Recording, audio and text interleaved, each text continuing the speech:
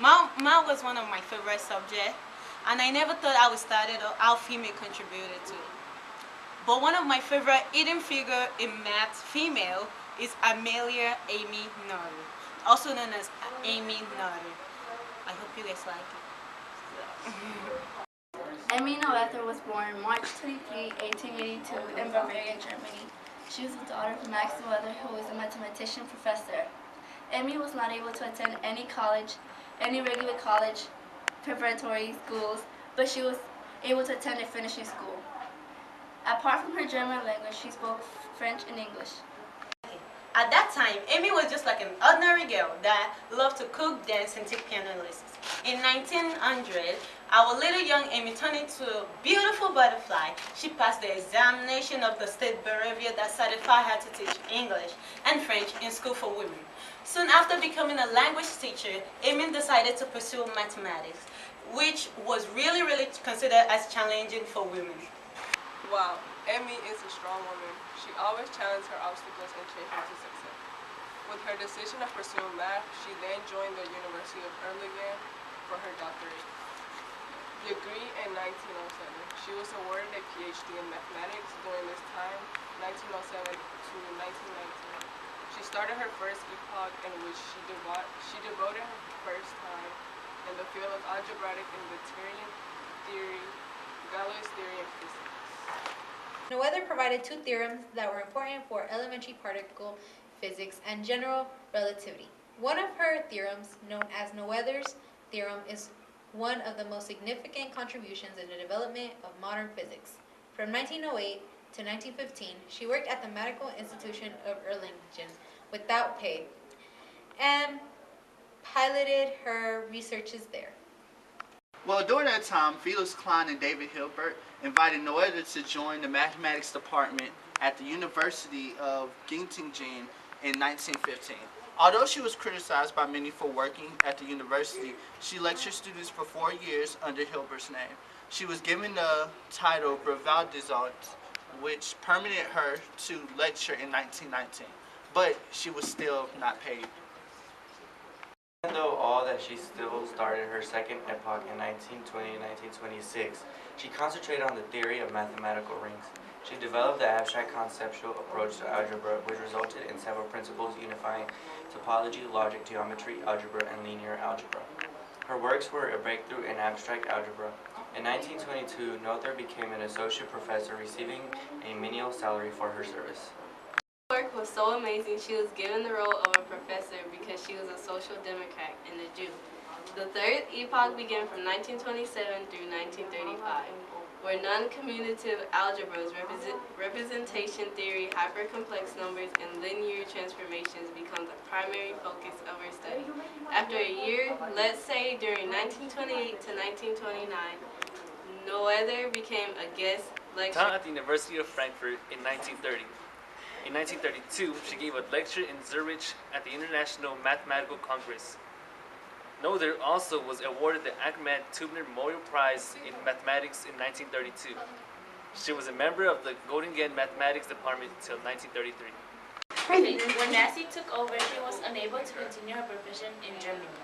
But because she is a strong and smart woman, she moved to the U.S. in 1933 and taught at Bryn Mawr College in Pennsylvania as a guest professor. She was paid a full salary here and was accepted as a proper faculty member.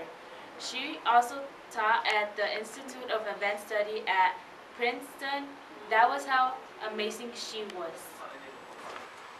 In 1934, Noether began lecturing at the Institute for Advanced Study at Princeton University upon the invitation of Abraham Flexner and Oswald Veblen. She also worked with and supervised Abraham Albert and Harry Van.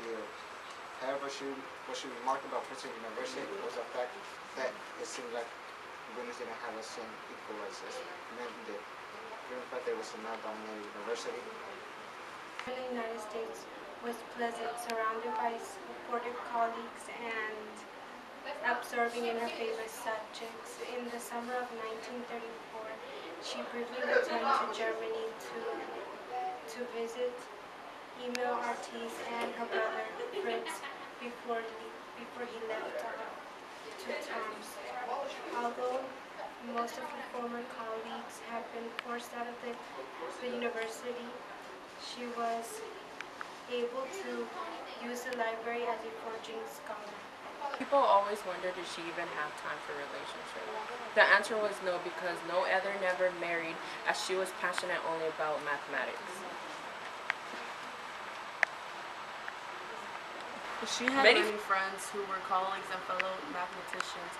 Her closest friends was Anna Pearl Wheeler and a fellow colleague and a mathematician at Brian Maurer College. Herman Weil was also a dear friend of hers at Brian Maurer College. At a point in her life, Noether was diagnosed with an illness which she only spoke of to her closest friends. In April 1935, doctors discovered a tumor in Noether's pelvis.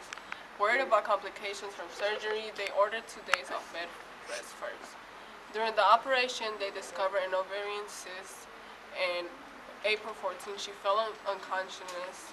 Her temperature soared to 109 Fahrenheit, and she died. Noether's death, her friends and associates at Brian Maurer held a small memorial service at College President Park's house. Herman Weil and Richard Brauer traveled from Princeton and spoke with Wheeler and Toschi about their departed colleague. In the months that followed, written tributes began to appear around the globe. Albert Einstein joined Van der Windor, Will, and Pavel A. in paying their respects. Her body was cremated and she interred under the walkway around the cloisters of M. Carey Holmes Library at Brian Maurer. One of the unforgettable tributes was one of Albert Einstein in 1935. Reading to New York Times, Albert Einstein did not tame his praise. In the judgment of the most competent living mathematician, Penn the great man, Fräulein Noether was the most significant, creative, mathematical genius thus far produced since the higher education of women began. After a lifetime of being discouraged and swallowed, underpaid and unpaid, doubted and ousted, Amy Noether had reached the pinnacle of peer respect among her fellow giants of mathematical science. In the realm of algebra, in which the most gifted mathematician had been busy for centuries, Einstein continued in his letter. She discovered methods which had proved of enormous importance in development of present-day younger generation of mathematicians.